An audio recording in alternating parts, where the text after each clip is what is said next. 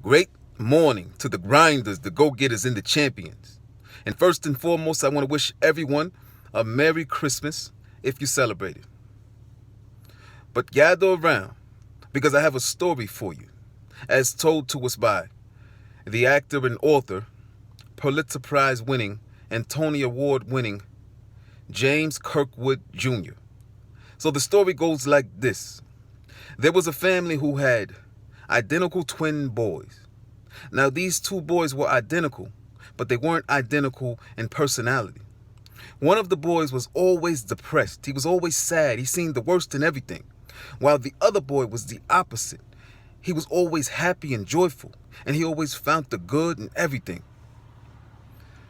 So, the family, thinking something was very wrong with them, they hired a therapist. And the therapist, so he thought, came up with a foolproof way to even the boys out. He took the two boys, he took the sad one, and he put him in a room with all the new toys, the best and most new toys he can find. And he closed the door. Then he took the happy boy, and he put him in a room down the hall. And the room had a big pile of horse manure in it. He put him in the room and he closed the door. So 30 minutes went by. And the family and the therapist, they went down to the room with the sad boy in it. The sad boy, he was playing with the toys and he was crying. He was crying because he kept finding all the flaws in all the toys. The family, they couldn't understand why. But suddenly, they heard some loud laughing and the joyful cries of the boy down the hall, the happy boy. So they burst into the room with the boy. He was standing atop the horse manure, and he was digging through it energetically. The therapist and the parents looked at each other flabbergasted. They were bewildered, and they had these quizzical looks on their face.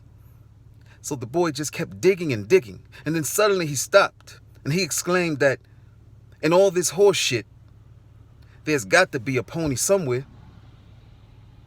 So that just goes to show us the power of positivity, the power of perspective, the power of having a positive perspective.